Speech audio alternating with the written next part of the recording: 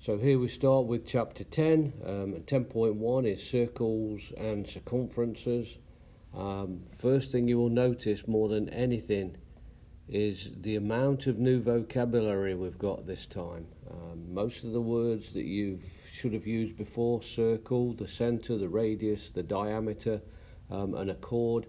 Now we've got concentric circles, circumference you've used, pi you've used, inscribed and circumscribed. We've got those to come, so make sure you make notes of all the words, all the vocabulary, and we'll see the definitions as we go further through.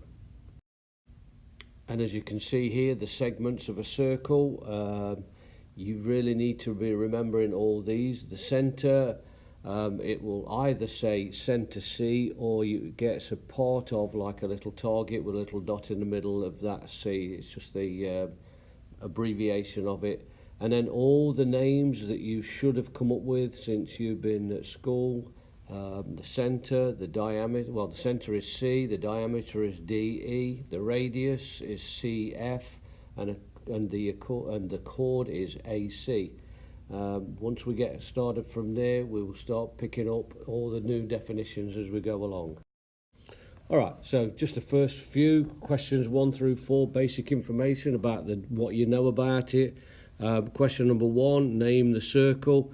Well, N is the centre, so you can either write circle N, or you can just do, like I said, like the circle with a bullseye and then put N at the side of it.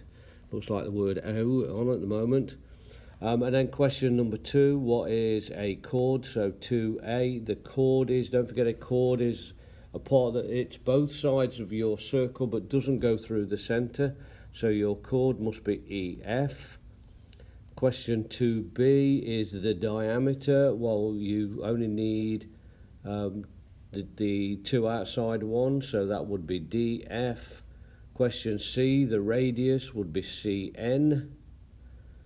Okay, so basic information of what you know. Question number 3, if CN, so in other words, if the radius is 8 centimetres, DN you know is also the radius, so obviously for question number 3 that would also be 8. Okay, and then finally question number 4, if EN is 13, what is the diameter? Well, if the radius, which is EN, is 13, then the diameter must be 26. Okay, and then some just basic information about circle pairs. Okay, and again we're back to chapter 4 again, if you remember rightly. Two circles are congruent if and only if they have congruent radii. In other words, if GH and JK are the same size. Okay, going back again to chapter 7, all circles are similar. They're all circular in shape, so obviously they are all similar. They could have different radiuses. Okay, and concentric circles, think of a bullseye on a target. Okay, they will go out. Think of a dartboard as well, things like that. Okay, and then other things, two circles can intersect in different ways. Okay, if they overlap, they will have 2 points of intersection.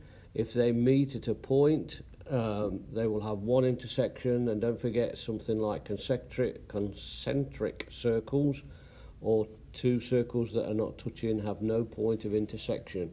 Unfortunately, things that you will have to remember as we go along.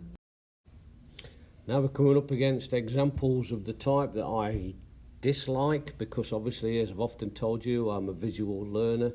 But again, it will give you the information. If there isn't a diagram, you know me, I would have to draw it. So if the diameter of circle S is 30 and the diameter of circle R is 20, and DS, the distance from where the circle touches to a part, is 9 units, find the little gap, in other words the part that you use. Think about it as a Venn diagram, that section that overlap each other. Okay, use the information that you've got.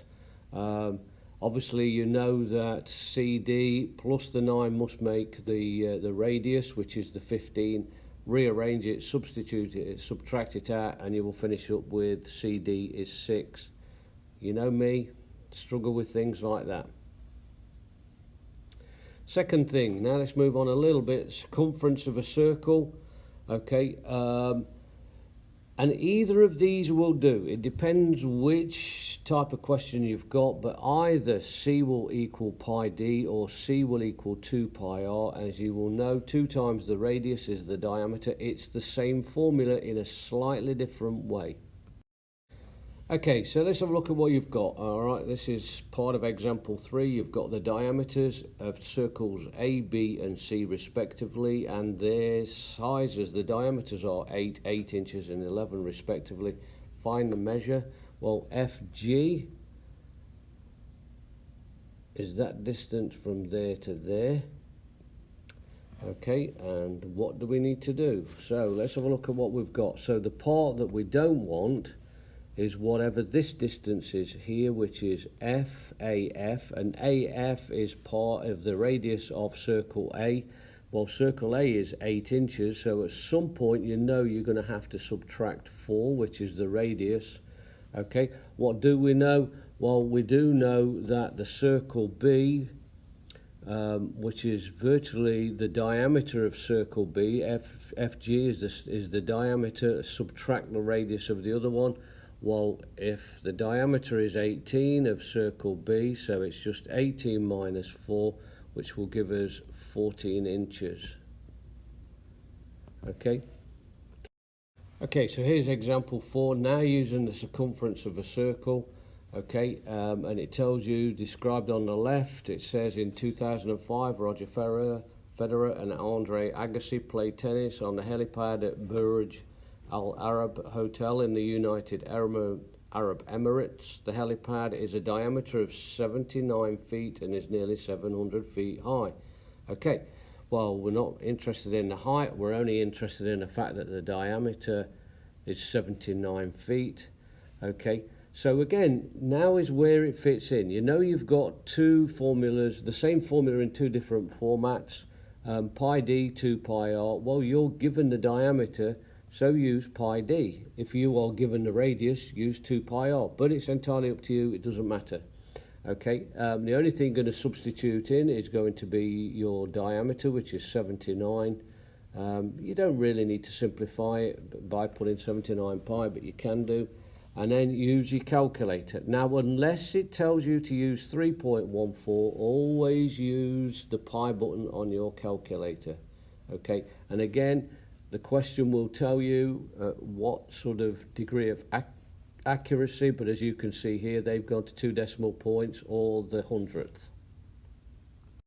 And as I said, questions will determine what degree of accuracy. So it says the circular ride described at the beginning of the lesson as a diameter of 44 feet. What are the radius and circumference? So you've got a 7a and a 7b part of it, round to the nearest hundredths.